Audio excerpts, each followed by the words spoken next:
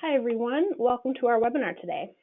Today's webinar is being presented by the RPS Collaborative, which is a project of the Clean Energy States Alliance, also known as CESA. The topic for today's webinar is U.S. Renewables Portfolio Standards, Berkeley Lab's Annual Status Report. This webinar is being hosted by Warren Leon, who's the Executive Director of CESA, and we have with us as a guest speaker Galen Barbose of Lawrence Berkeley Labs. Before I pass this over to them for our presentation, I'd like to go over a few quick housekeeping notes. All of our attendees are in listen-only mode.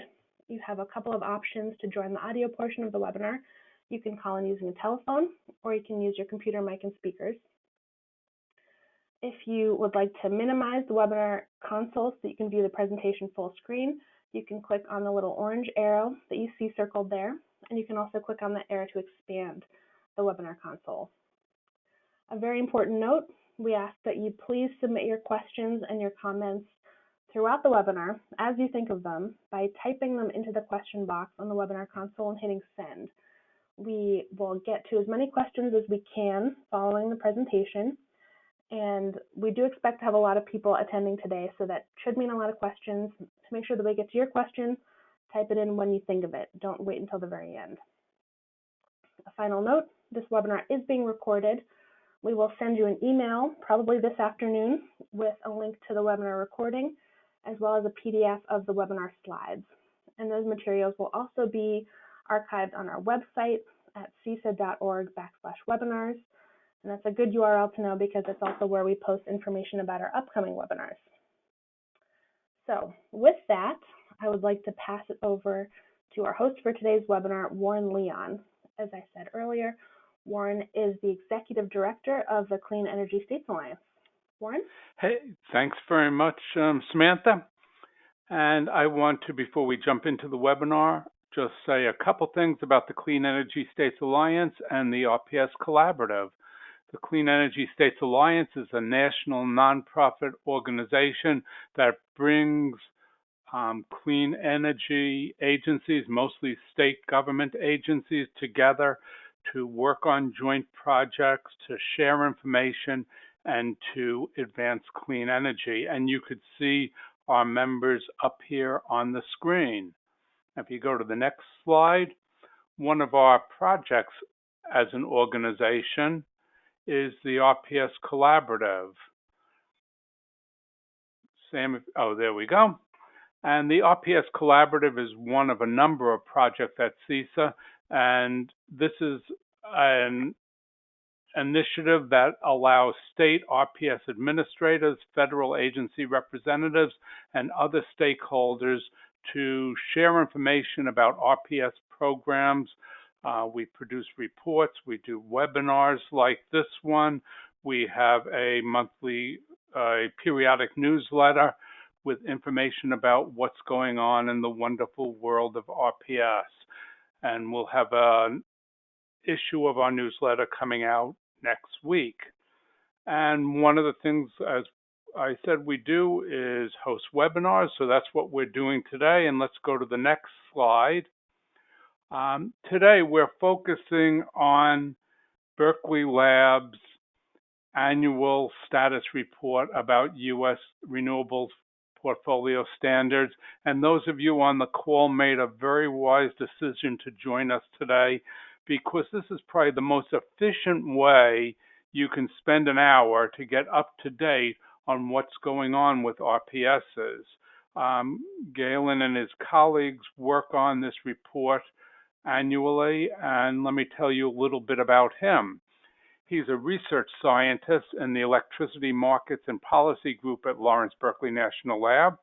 His work over the past 18 years has focused on issues in the electricity industry related to renewable energy, energy efficiency, and electric system planning.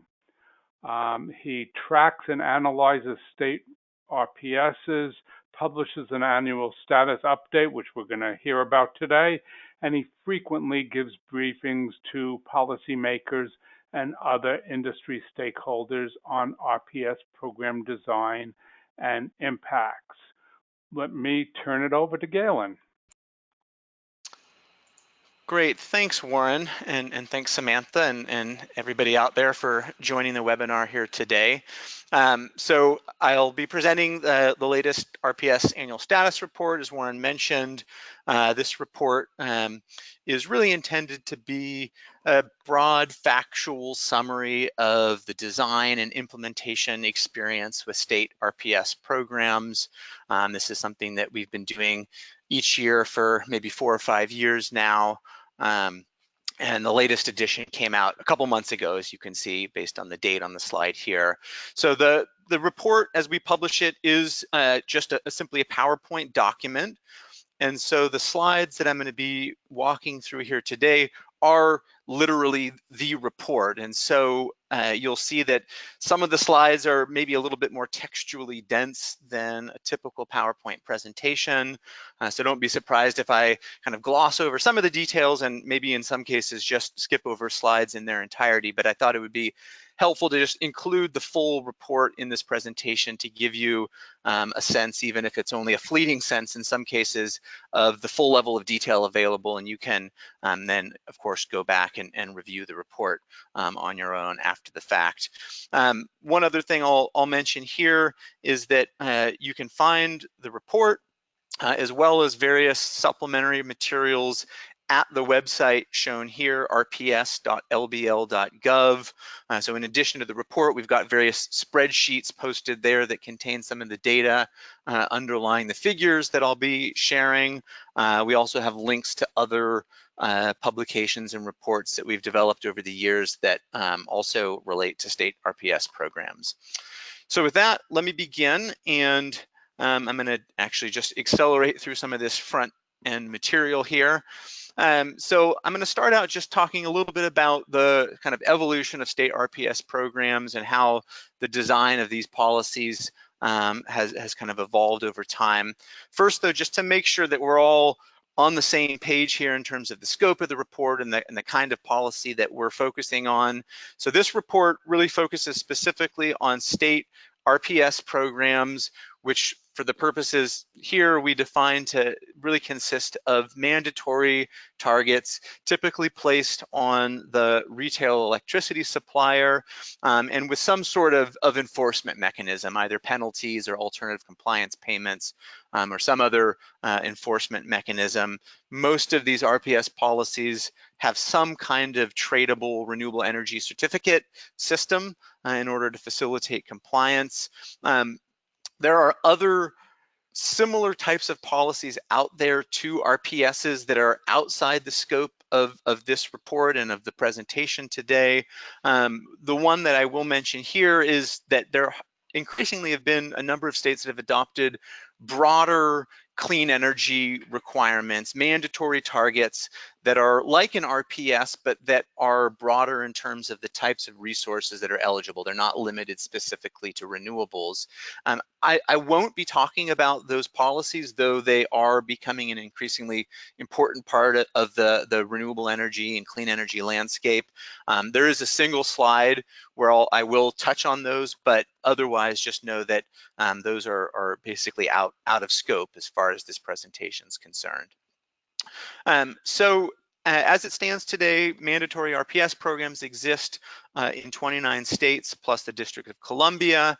Collectively, those 30 policies apply to a little over 50% of all US retail electricity sales. And you can see in the text boxes on the slide here, the final RPS percentage target in each state and the year in which that target has to be met. RPS policies differ from one another in many ways. Obviously, the targets and the timeframes can differ quite substantially from state to state. RPS policies, though, also can differ one from another in terms of which entities are obligated. Often there may be exemptions for particular types of utilities or particular types of customers. RPSs can vary quite a bit in terms of eligibility rules related to what types of technologies can participate, the vintage of different resources and location deliverability rules as well. There are all sorts of other different policy design elements that can vary from one state to another, which we've listed here. I'll allude to some of these as we go through the presentation. But just know that none of these policies are really the same one from another. There's quite a bit of variation, and that is part of what makes these an interesting policy to dig into, just because there are some interesting variations and differences across states. Most RPS policies have been around for quite some time, at least a decade or more. Above the timeline here, we show the year in which each state initially enacted its RPS. And so you can see that with the exception of Vermont, there haven't been any new RPS policies enacted over the past 10 years. There was kind of the first big wave of RPS programs in the late 1990s. Many cases associated with broader restructuring legislation, then a second big wave of RPS programs in kind of the mid to late 2000s. But as I mentioned, no new policies other than Vermont since 2009. That being said, the policy landscape certainly has not remained stagnant. Many states have made fairly significant revisions to their RPSs. You can see below the timeline here, we list in each year the states that made some rather substantial change to their RPS. And you can see in most years, it's somewhere on the order of maybe half a dozen states. 2019, even though we're only 2/3 of the way or 3/4 of the way through, has been a particularly active year. In terms of the types of revisions that we've seen to RPS programs, one of the most common changes that we've seen over the last year or two has been states essentially doubling down on their RPSs, adopting higher targets, pushed out further in time, and we'll see some additional details on those revisions on the next slide. Beyond that, as I mentioned, we've seen this growing movement towards broader clean electricity or zero carbon electricity standards. In many cases, those policies have been adopted in tandem with an RPS, and in effect, the RPS kind of resides within that broader clean electricity standard. We've also seen many states addressing issues related to renewable valuation and integration in tandem to the RPS. In some cases, those take the form of revisions or fine-tunings of the RPS policies themselves. In other cases, they may take the form of some kind of parallel policy that sits alongside the RPS. So for example, in Massachusetts, there's a clean peak standard. We've also seen maybe half a dozen states or so adopt energy storage targets in tandem with an RPS, again, as a way of helping to address integration issues associated with growing amounts of renewable electricity on the system. There have been a number of other kind of general trends in RPS revisions as listed here, in addition to the ones I've mentioned. Just within the past year and a half, there have been almost 200 RPS related bills introduced, and just over 20 that have actually been enacted. You can see those tabulated in the table on the upper left, where we also kind of break it out into whether the bills sought to strengthen, weaken, or made some sort of neutral technical fix to the RPS. Of the states that have sought and passed some bill to strengthen the RPS, many of those have included some upward revision to the RPS target. 10 states in total since January of last year have done that, listed in the text box on the bottom left here. And you can see the percentage targets, the new percentage targets that each of those states have now enacted. In addition to those revisions to the targets themselves, other significant changes have been made as well. Those are listed on the right. I won't go through those, but you can perhaps review those on your own and get some sense for the other kinds of changes that have been made, many of which sort of fall into the buckets listed on the previous slide.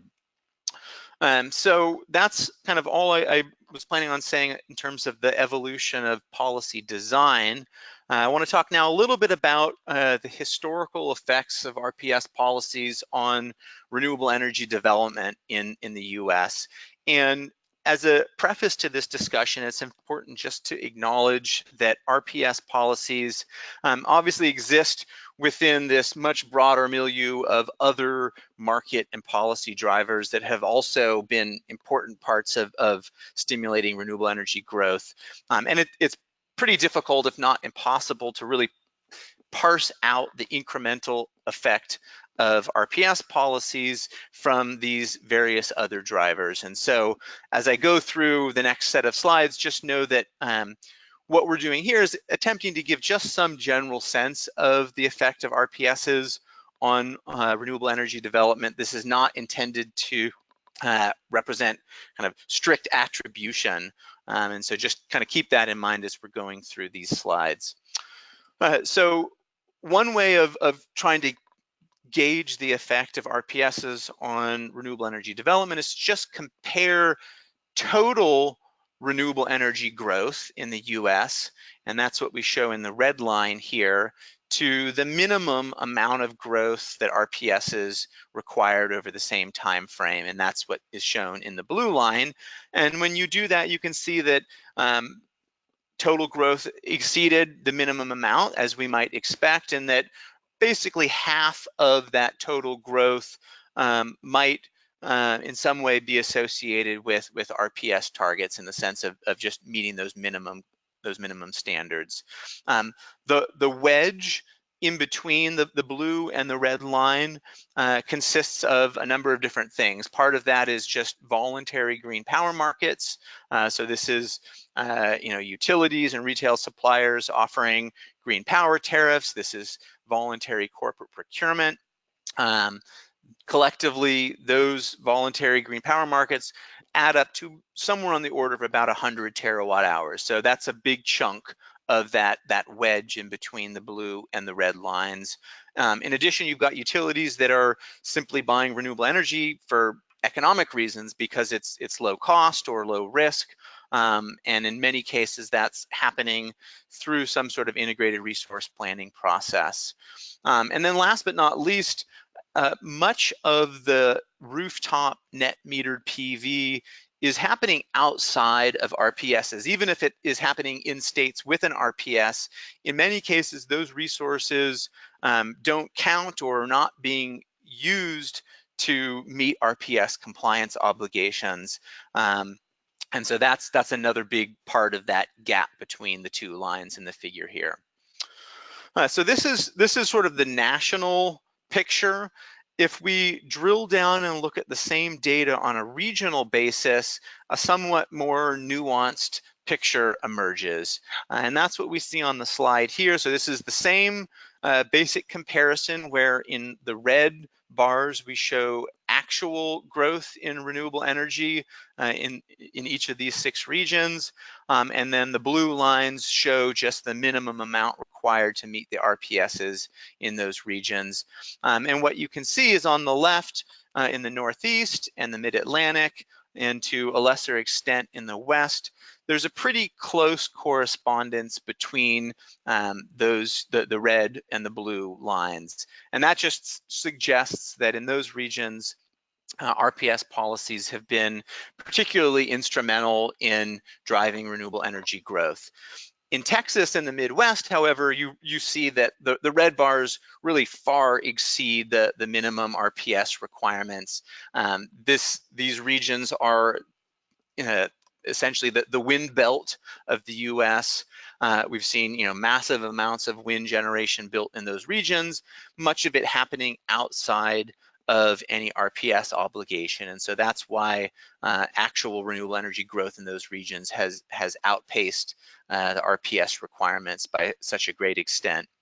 And then in the Southeast, where there's really only a single state with an RPS, obviously most of the renewable energy growth there has also happened outside of the RPS. So this just kind of gives another layer of detail in terms of what role RPSs have played, and I think just helps to illustrate that role really varies from region to region, based in part on both the prevalence of RPSs in each region, as well as on the kind of underlying resource characteristics and economics in each region. Another way of kind of getting at this question of the impact of RPS policies is by looking at renewable energy capacity additions each year and looking at what entities are receiving the power and the renewable energy certificates from those projects, and whether or not those entities had active RPS compliance obligations in those years. And that's what we've done here. So the bars in each year represent renewable energy capacity additions in that year. All of the capacity that's being sold to entities with RPS obligations, those are the dark blue segments. Everything else is the polka dotted segments. And then the red line just shows the RPS portion of the total in each year. And you can see a couple different themes here. First, if you just look at the dark blue bars, there's obviously some fluctuation from year to year, but on average, about 6 gigawatts per year of renewable capacity is being added solely under contract to RPS obligated entities. As a fraction of the total, though, RPS additions have been declining over the past 4 or 5 years, as indicated by the red line, which is obviously sloping down since 2015. And that is less a function of a decline in the absolute amount of RPS additions, as it is a function of just the increase in renewable capacity that's being built outside of the RPSs, the polka dotted bar segments, if you will. And those non-RPS additions. Again, much of that is associated with wind growth in the Texas and Midwestern regions. You've also got a sort of an increasing adoption of utility scale solar. Recently, really in the Southeast, but more generally outside of RPS markets. And then again, lots of net metered PV, especially in California, that is happening outside of any RPS obligation. So that's largely why that red line is descending in recent years. We can also break this data out by region. And essentially, this tells the same story that we saw a couple slides ago, essentially that RPS policies in the Northeast, Mid-Atlantic, and West have been more pivotal in driving renewable capacity additions. In Texas, the Midwest, and the Southeast, that's been the case to a much lesser extent. We can also look at how this data breaks out according to technology type, solar versus wind. In both cases, recent additions have been happening mostly outside of RPS policies, though solar has been relatively more strongly associated with RPS policies. In part, that's the result of solar carve-outs, which you can see what portion of the RPS-driven solar demand those carve-outs represent. Part of that is also just a function of, at least until sort of recent years, solar's been more expensive than wind, and therefore has been somewhat more reliant on RPS policies as a driver for demand. And then I think lastly, there's just some element of geographical coincidence, in the sense that the strong solar resource regions also tend to overlap pretty well with states that have RPSs, and so there's some just kind of coincidental overlap between where solar development has happened and where RPS policies happen to exist. Lastly, I'll just kind of make the final note here that quite a bit of the RPS related capacity that's been added over the last couple decades has actually happened in states that don't have an RPS policy. And you can see that in the map here, where the asterisks indicate states that don't have an RPS. And you can see, for example, Wyoming, North Dakota, Indiana, particularly, among some others, where there's been pretty substantial amount of RPS related additions that are obviously not being used to meet RPS requirements in those states, but instead are being used to meet RPS requirements in some neighboring states. And this is really just an illustration of the more general role of interstate commerce and interstate electricity trade in meeting RPS requirements. So most states rely on some mix of in-state and out-of-state resources, and depending on the particular state and whether it's located in an RTO region and what the specific eligibility rules are for that state, the majority of the resources may in fact be coming from other states. So that's sort of the look backwards. I wanted to now sort of turn our attention to the future and get some sense of what potential impact RPSs might have on renewable development going forward. So I think it's useful to begin by just looking at how these policies ramp up over time. So we saw the map near the beginning of the presentation that listed the final RPS percentage targets in each state and those final target years. The chart here just basically presents the same data in graphical form. And in doing that, you can see essentially two different contingents of states. There's one contingent of states on the lower left quadrant here that have targets in the kind of 15 to 25% range and final target years generally somewhere between 2020 and 2025. These are essentially the legacy RPS programs where there haven't been any major changes to the targets. The other contingent of states in the upper right are those that have recently made some significant upward revision to their target. And in most cases, you're looking at percentage requirements in the 50 to 100% range, and typically with final target years somewhere between 2030 and 2050. 2030 is a pretty significant year. There are a large number of states where that's the final target year. And maybe more importantly, some of the big states, California, New York, New Jersey, among others, that's their final target year. And you can get some sense based on the size of the bubbles, how much additional RPS demand may be required by those years. So this is just looking at the final target year. The slide here shows how that demand will ramp up over time, given that each state has some interim targets along the way to those final targets. And essentially, aggregate RPS demand will double more or less from the 310 terawatt hours currently to about 600 terawatt hours in 2030. You can get some sense here for how that breaks out among different regions. Importantly to mention though here is that this is RPS demand. So this is does not necessarily mean that supply will need to grow at the same rate. Some states are, of course, ahead of the game. And so in those states, they may not need to add as much new supply as the demand growth. Other states may be in the opposite situation.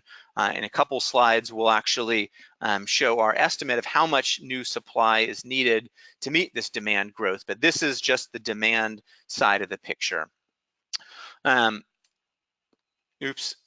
So here's my one deviation from talking strictly about RPS policies, and this is where we make some mention of these broader clean electricity standards. There are about half a dozen states shown here that have adopted some sort of broader clean electricity or zero carbon electricity standard. In general, the RPSs exist within that standard. And what we've shown here is the amount of incremental clean electricity demand in those states above and beyond the RPS. So here we're looking at a little bit further in time to 2050. That's typically the year when those broader clean electricity standards reach their terminal target. And if you look across those 6 states, you can see that the total clean electricity demand increases from 700 terawatt hours, which is just what the RPS policies alone would require, to almost 1,000 terawatt hours when you add on the additional demand associated with those clean electricity standards. Now, not all of that incremental demand will necessarily be met with renewables, but you can just get some sense here for how much how many additional terawatt hours those broader policies might potentially require, and which states that incremental demand is most closely associated with. So returning from that little diversion, here we look at our estimate of the amount of additional renewable supply that will be needed to meet RPS demand growth. And so this is basically just a massive bean counting exercise where we go through region by region, state by state, in some cases utility by utility, look at how much renewable supply each entity had available to meet its RPS as of the end of last year. And based on that and each entity's RPS demand growth, develop some projection of how much additional RPS supply might be needed over the next decade or so in order to meet that RPS demand growth. And you can see here that basically a little over 200 terawatt hours, 230 terawatt hours will be needed by 2030. So if you remember from a couple slides ago, we showed that there was about 300 terawatt hours of demand growth. So the supply growth is less than the demand growth, and that is for the reason that I mentioned before, that there are a number of states that are ahead of the game, but still a fairly significant amount of additional supplies that will be needed. Just to put that in context, that 230 terawatt hours of additional renewable generation is equivalent to about 50% of current US non-hydro renewable electricity generation. So last year, total non-hydro renewable generation was, I think, about 450 terawatt hours. So this represents about a 50% increase over that number. And you can see which regions are really driving most of that growth. And it's mostly the Northeast and the Mid-Atlantic. And within the Northeast, it's mostly New York. California is still a significant share, but most of the investor-owned utilities in California are already fully resourced, meaning very little incremental procurement will be needed by those entities. Most of the new RPS procurement in California will be coming from other load-serving entities, community choice aggregators, publicly owned utilities, some of the competitive electricity suppliers as well. So just to give some sense of kind of where that demand growth and supply growth will be coming from. So another way of sort of telling the same story is to look at what this might mean in terms of gigawatts of new renewable energy capacity. So we saw 230 terawatt hours of renewable generation supply needed. That works out to about 73 gigawatts of new renewable capacity. On an annual basis, that means about 7 gigawatts per year of new renewable capacity will be needed over the next decade just to meet RPS demand growth. And that is roughly on par with what we've seen historically over the last decade.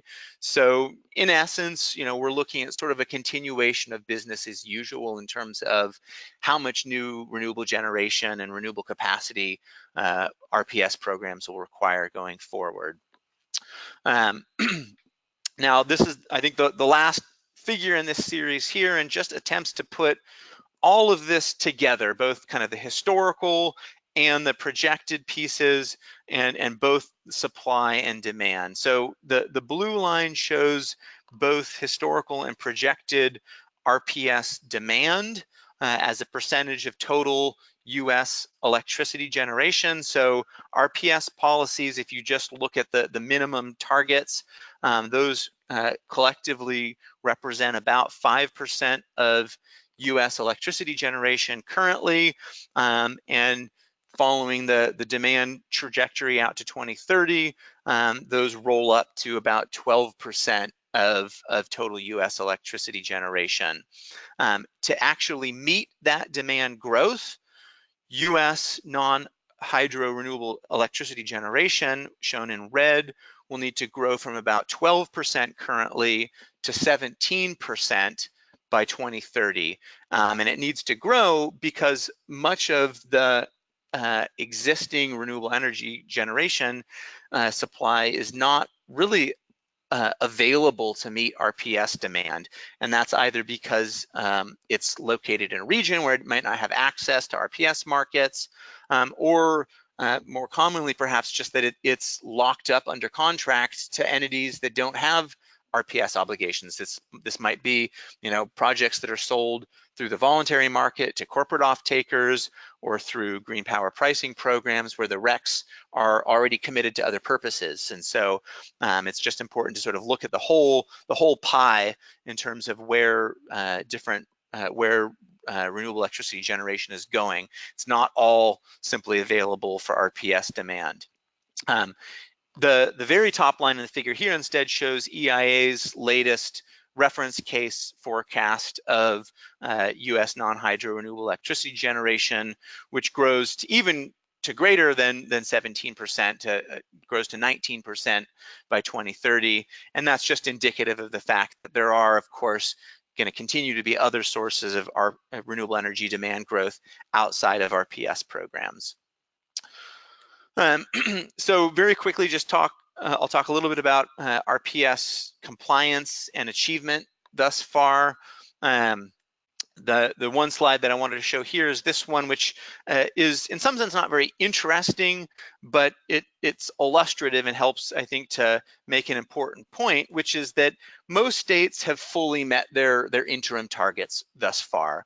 That hasn't always been the case, but at least in recent years, states and utilities are fully complying with their RPSs, and that's indicated in the graphs here by the bars that reach up to 100%, indicating that those states have met 100% of their interim targets in the recent years shown. There are some exceptions to that, which in general are kind of one-off issues associated with peculiarities in the design or implementation of RPSs in those particular states. I won't really talk about those other than just to kind of reiterate that those tend to be kind of anomalous situations and not really generalizable in any way. REC pricing is closely related to RPS compliance. So let me just very quickly talk about REC pricing trends. And the figure here shows REC prices for primary tier RPS obligations in New England and in PJM. And there are a couple general kind of dynamics here that are useful to point out. The first is that REC prices are fundamentally a function of supply and demand, in the sense that if RPS demand outpaces supply, then REC prices are going to rise typically up to the alternative compliance payment rate. And so, for example, in the top figure, if you look in sort of 2013, 2014 timeframe, where REC prices in New England were up in the $50 to $60 per megawatt hour range, that was a period where the region was under-resourced, and so REC prices were up near the ACP in each of those states. Conversely, when RPS supply outpaces demand, then REC prices can tumble, and we've seen that in recent years, both in New England and in PJM. The other dynamic that is illustrated here is that within each of these two regions, REC prices across states tend to be coupled. There are exceptions to that, but as a general rule, when states within the same region have similar resource eligibility rules, that serves to basically define a regional market for RPS supplies, and so REC prices across states tend to converge. Where they don't converge, that's usually indicative of some difference in resource eligibility rules, which is why, for example, in PJM, you can see that there are some states that have much lower REC prices than in others. Here we show renewable energy certificate prices for solar carve-outs. So these are SREC prices. And unlike the primary tier REC prices on the previous slide, SREC prices really are sort of state-specific markets, and that's primarily a function of the fact that most states restrict eligibility for their solar carve-outs to projects that are located in state or that are connected to the local distribution network. And so there really are not generally common pools of resources that are able to meet the solar carve-outs across states. And that's why you see very different prices from one state to another. There are, I think, as a corollary to that, you can see several states, DC, Massachusetts, and New Jersey, that have quite high SREC prices in the $200 to $400 range. All of the other states, however, have much, much lower SREC prices, and that's because the SREC markets in those states are just way oversupplied. So with that bit of information, then we can turn to the final section of the report where we look at RPS compliance costs. There's a lot of material here. I'm going to go through this quickly and somewhat selectively, but this tends to be one of the more important and contentious aspects of RPS implementation. Often when kind of legislative debates about RPS programs come up, questions of costs and rate impacts are center in those debates. So the slide here really just provides a little bit of background on how we go about estimating RPS compliance. And I won't go into great detail here other than just to note that for retail choice states, we estimate RPS compliance costs based on REC prices, essentially just looking at the price of RECs in each state and the quantity of RECs purchased, and based on that, calculating the RPS compliance cost. In vertically integrated states, it's a little bit more complicated and somewhat more haphazard. In those states, RPS compliance is generally accomplished through bundled power purchase agreements where you've got both the REC and the electricity commodity being transacted through the same contract, and there's no separate price for the REC. And so in order to estimate the RPS compliance cost in those states, one needs to essentially impute the above market or the incremental cost associated with those contracts relative to whatever the resource would have been that the utility would have purchased in the absence of the RPS. And so there's definitely some inferences and assumptions required there. Most of those states have their own processes and reports in place to develop those compliance cost estimates. And so generally what we've done is we've just taken the compliance cost estimates that those states individually develop and have aggregated them together. But there is inevitably a little bit of apples to oranges, just given that there are some methodological differences in terms of how those states go about calculating those compliance costs. So with that little bit of background in mind, the slide here shows aggregate RPS compliance costs over time in dollar terms. In total, RPS compliance costs added up to $4.7 billion last year, which was an increase from $4 billion the year before. In general, there are basically two different countervailing dynamics at play here. On the one hand, you've got RPS targets that are growing over time, and that's going to tend to put upward pressure on compliance costs. At the same time, renewable energy costs and REC prices are falling, which kind of works in the opposite direction. And so if you look at just the retail choice states shown in green, those two competing dynamics have more or less offset one another. And so the aggregate RPS compliance costs in those states have been fairly flat over the last few years. For the vertically integrated states in blue, that's not the case, though in those states, really the increase that we've seen is primarily being driven by California and is primarily being driven by some methodological issues in terms of how compliance costs in California are being calculated. So that the steep increase in the blue bars that we've seen over the last couple of years is more of a methodological artifact than anything sort of fundamental in terms of how RPS policies are being implemented. slide here just kind of presents the same data in terms of the dollar per megawatt hour incremental cost of renewables. This is sometimes useful. Just we're used to thinking about electricity costs, levelized costs in dollar per megawatt hour terms. So here we just kind of present the same data in those units. This slide here, which is extremely dense, is just our attempt at acknowledging that there are lots of other ways in which RPS policies might impact both kind of the cost and the benefit side of the ledger that are kind of outside of the scope of the estimates that we present here. So you can see that the other sort of types of impacts that are omitted from our analysis. And then we present in each case some range based on the literature in the size of those impacts.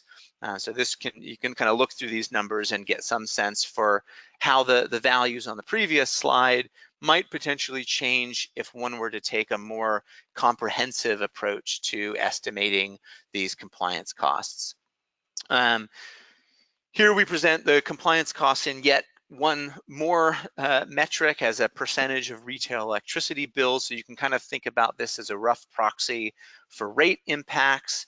And here we can see how costs in these units have also increased over time. And last year, in aggregate, represented about 2.6% of retail electricity bills in RPS states. So this is, again, sort of a rough proxy for the average rate impact.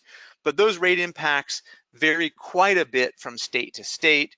That's what the red bars shown on this slide indicate, and which the figure on this next slide show even more explicitly, where we actually show the RPS compliance costs for each state, again, as a percentage of retail electricity bills. And those differences are driven by both sort of the kind of resource characteristics endemic to each region, as well as aspects of the policy design. And one particular important aspect of policy design is the existence of a solar carve-out.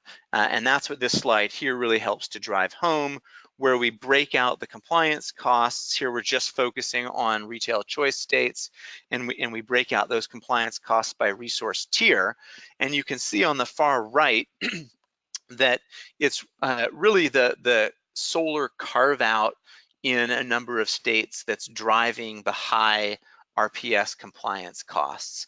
And those states— Galen, yeah. Excuse me. Let me just jump in, but we got a couple questions. People asking you to explain what a solar or DG carve-out is. Okay, yeah, no, thanks, Warren. So a solar or DG carve-out, well, I should say more generally, a carve-out is a provision with an RPS that says that some minimum portion of the RPS has to be met with a particular resource. So it's almost like an RPS within an RPS, and those carve-outs can be based on different types of resources. The most common ones are for solar or DG, but there are other resource carve-outs that some states have also adopted. And so as the slide here shows, the solar carve-outs have really been the primary driver for the relatively high RPS compliance costs in a number of states. And if you can remember back to the SREC pricing slide a few slides ago, these are the states that had relatively high SREC prices. This slide here is just sort of providing some citations and references to a number of other studies out there that have also sought to estimate the rate impacts of RPS programs.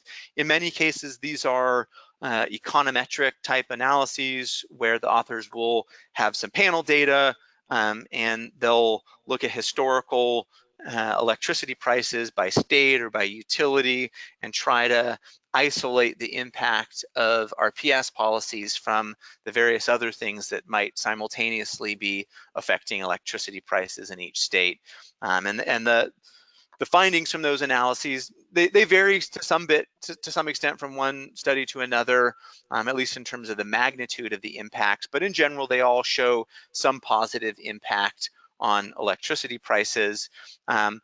Another of the studies shown here, rather than being an econometric analysis, instead is based on some electric sector modeling, where you run a production cost model or capacity expansion model, and you kind of do a with and without scenario where you model the electric power sector with an RPS, do the same thing without an RPS, and you can compare the costs between the two cases and impute the effect of the RPS policies. That kind of analysis is maybe more typical for forward-looking studies, whereas the econometric studies instead tend to be more historical in nature. So there have been a number of studies out there. We haven't listed all of them here. This is really just kind of a sample of those. And then last here, I just wanted to mention that many states have some type of cost containment mechanism. And those cost containment mechanisms take various forms.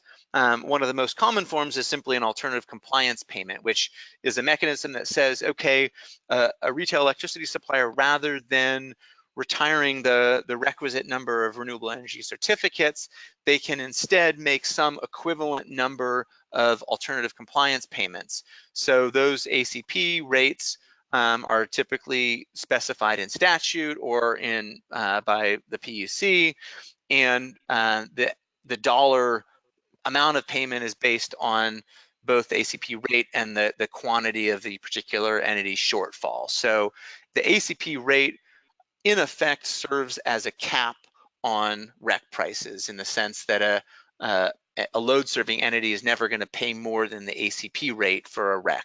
And so by extension, those ACP mechanisms also tend to cap overall RPS compliance costs. And what we've shown here in red are the theoretical compliance costs in the final target year. So when the RPS target hits its maximum, and for the states on the left that rely on ACPs, what we're showing is the compliance costs if basically 100% of the RPS obligation in that year was being met with ACPs. And you can get some sense for how the rate impacts would vary under that scenario. And then we also show in the gray bars the RPS compliance costs in the most recent year, just to give some sense for how close or far states are away from those ultimate cost caps.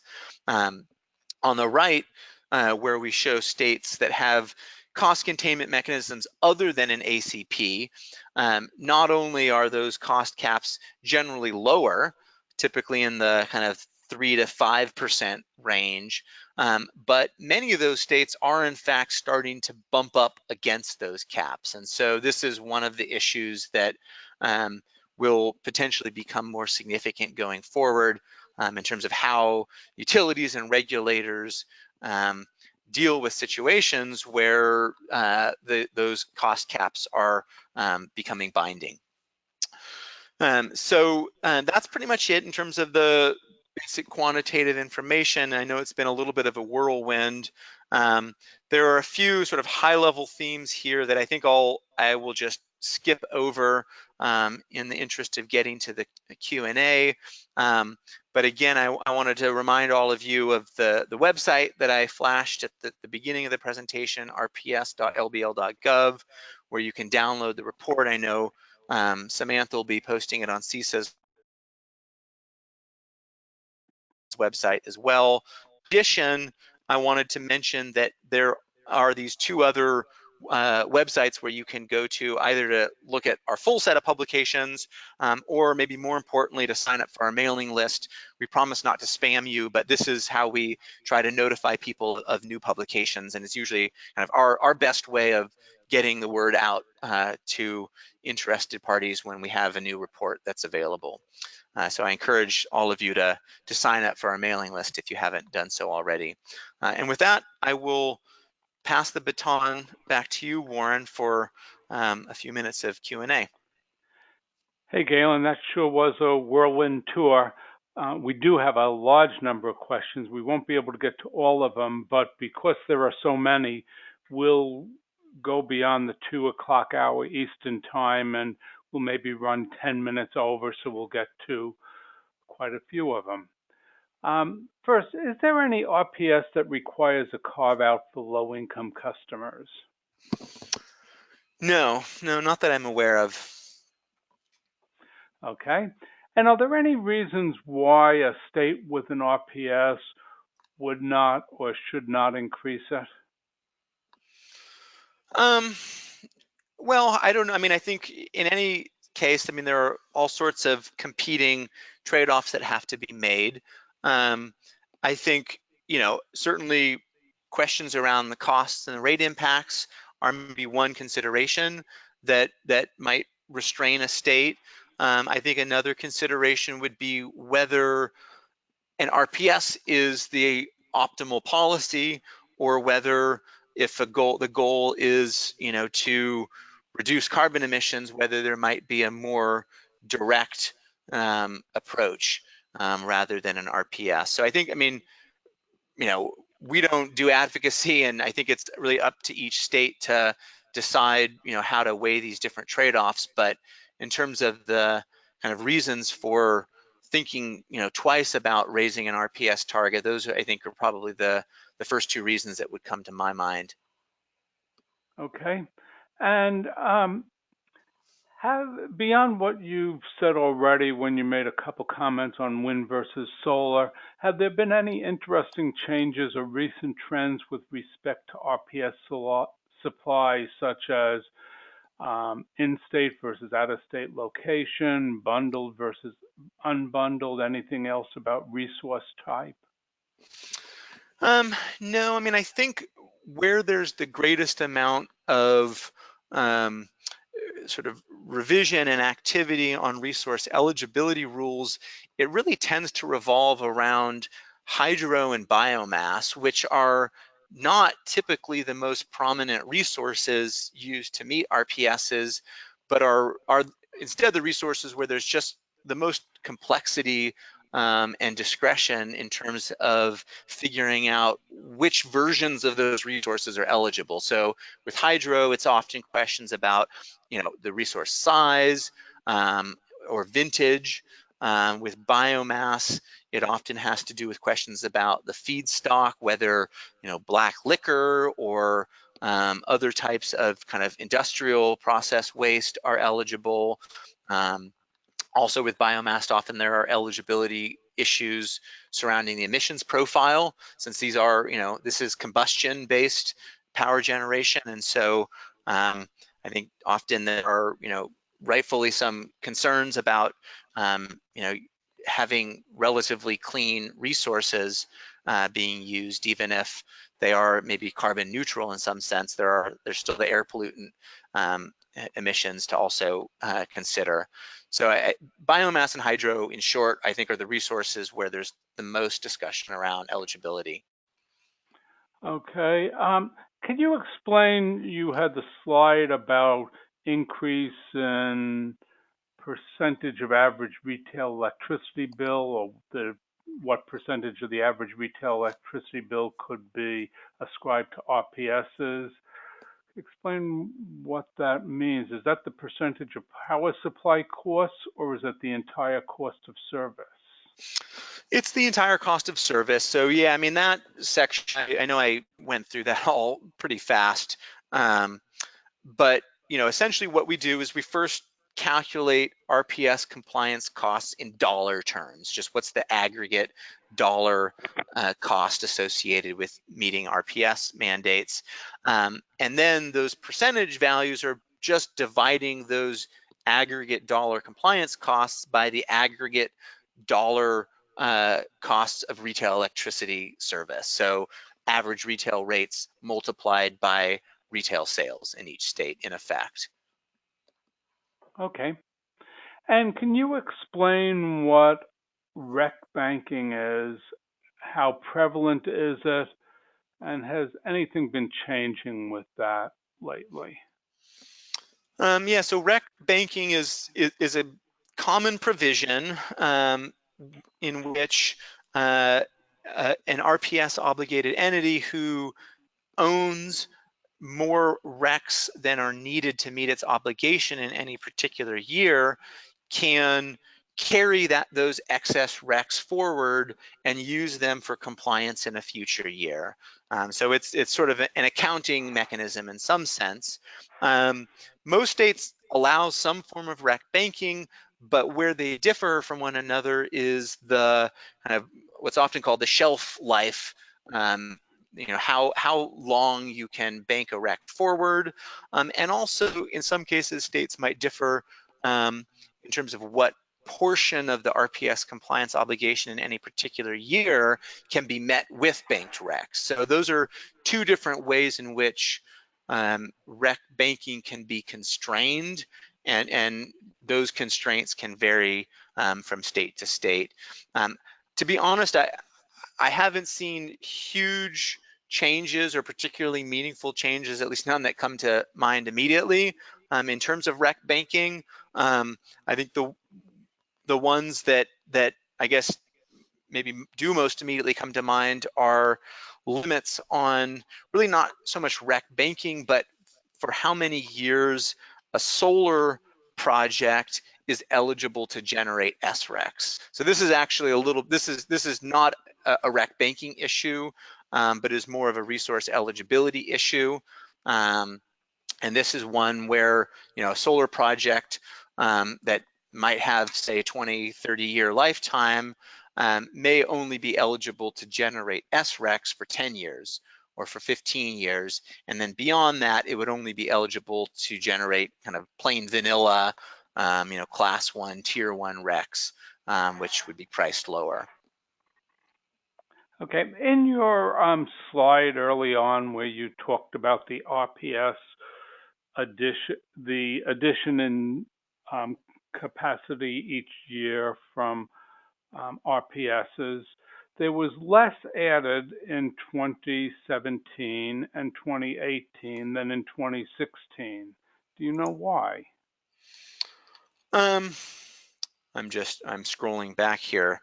Yeah, no, that is true. So if you look at this is on slide 17, though I realize nobody on the phone can scroll backwards, but yeah, the aggregate amount of RPS additions have declined over the past few years. I don't know if there's any real fundamental reason there. There are always some ebbs and flows associated with expiration or anticipated expirations of the investment tax credit. And we see that both within RPS markets and outside of RPS markets, where often there'll be a big rush of projects that get built just before the ITC is scheduled to expire. Then it inevitably gets extended, but nonetheless, there's this kind of rush of projects that get built sort of in anticipation of the expiration of the tax credit. So that may have something to do with it.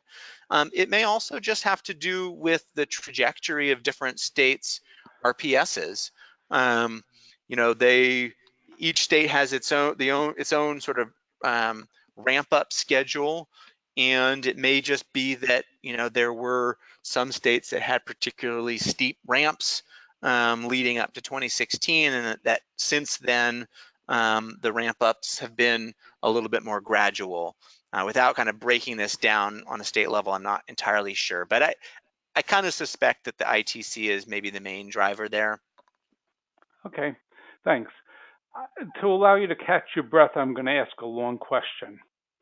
Do you know what proportion of RPS programs are specifically intended to reduce greenhouse gas emissions? In other words, it's stated in the legislation, or greenhouse gas reductions from the program are specifically measured. And do you have any idea of which states specifically attribute greenhouse gas emission reductions to RPS programs? And based on your knowledge and experience, would you broadly describe RPS policies as greenhouse gas reduction policies or not? Yeah, so I mean, I'll try to see if I can hit on all of the different aspects of that question. So typically when an RPS is first enacted, the legislation will include some broad statement of the policy goals that the RPS is intended to serve. And in some cases, there's an explicit reference there to reducing greenhouse gas emissions.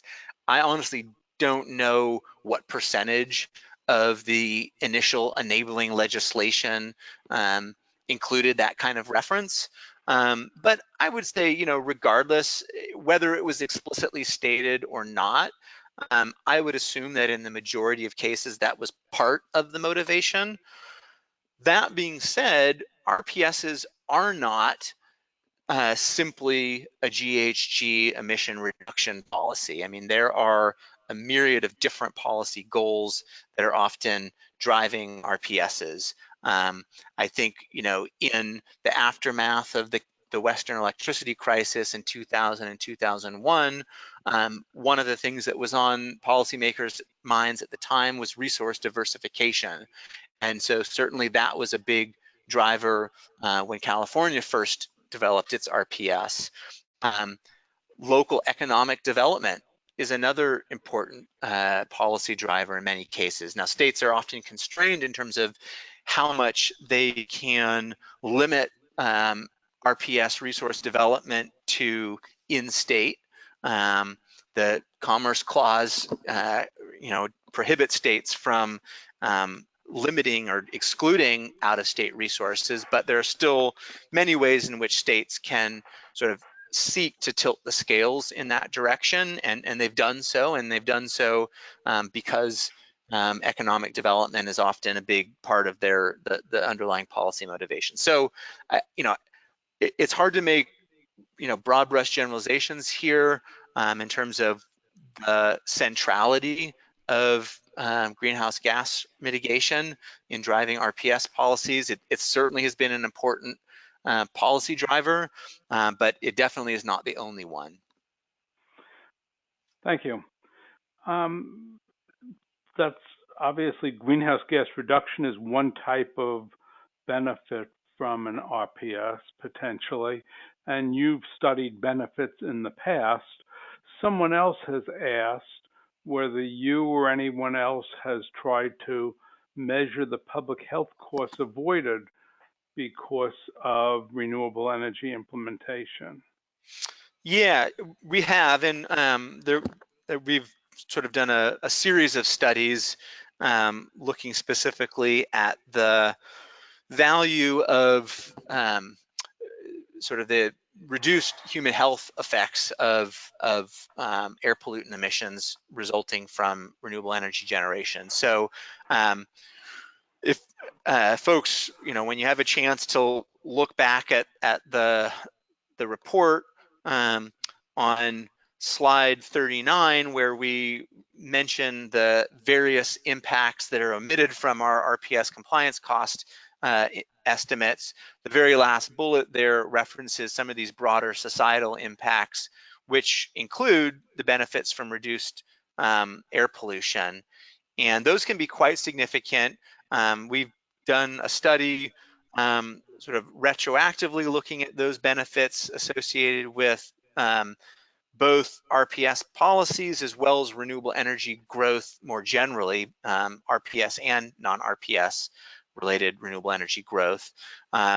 We also did a similar study looking prospectively at the potential human health benefits associated with RPS policies going forward as well. So there have been a whole host of studies out there. I think probably the best reference that I can give folks is a paper that a colleague of mine, Dev Milstein, published in Nature Energy a couple years ago that was a historical analysis of renewable energy benefits, looking specifically at human health impacts. And those are significant. Those are, the estimates that the range that I cited on slide 39 here is $26 to $101 per megawatt hour of human health benefits associated with reduced mortality and morbidity. And so that those those benefits can swamp everything else depending on kind of the scenario that you're looking at. Great. Let me ask just one last question, and this has to do with the transferability of renewable energy from one region to another to meet RPSs. You show that there are some parts of the country where there is much, much greater renewable energy supply than what's needed for the RPS. And then there are other parts of the country where additional supply is needed. And you also talked about some cases where some of the production is already being used for other states beyond the state's border, where the electricity is in effect being sold into a neighboring state to meet that state's RPS. Is it likely that this is going to happen more where the selling of RECs from one state or region into another is going to increase, or is that not really going to eat up more of that, in effect, surplus in the middle of the country? So you're, Warren, you're sort of asking whether I would anticipate sort of more interstate trade Yes. in renewable electricity for RPS.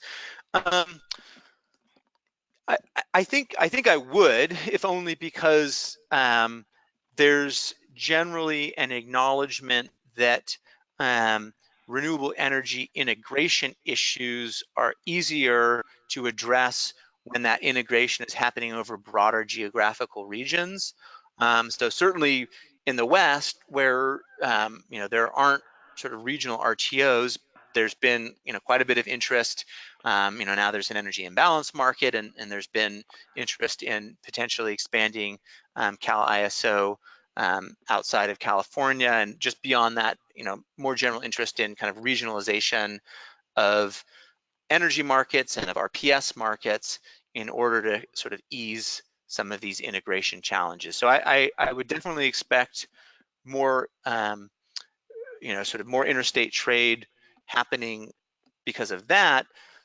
The one constraint, though, is just the transmission network. And so having interstate trade does require that you've got the transmission capacity to move those electrons across the region. And so, depending on what region you're looking at, there may be constraints there that require real, steel in the ground to address. Great. So we're coming to the end of our time. Is there any famous last words you have for us, Galen, or anything you wish you had had a chance to say and didn't get a chance? Well, I feel like I've already more than exhausted my opportunity for talking here, so I think I'll refrain or restrain myself, and just again reiterate that folks should feel free to refer to the full RPS document. Feel free to contact me. I included my contact information on the last slide, and Warren and Samantha may make that available as well. So feel free to reach out if you have follow-up questions. I imagine that I'll get a copy of all of the questions that were asked and that I didn't have a chance to answer, but feel free to follow up with me separately if you'd like. Well, Galen, I think people would agree with me that even though we went over an hour and it's been 75 minutes rather than 60 minutes, you pack so much information into your presentation and do it so clearly that this has been a really efficient and very interesting way for all of us to increase our knowledge on RPSs. So thank you very much. And thanks to everybody on the line for joining us. And we hope you'll join us for future webinars from the Clean Energy States Alliance. Bye now. Oh, and here, if you look on the slide, here's 2 coming up.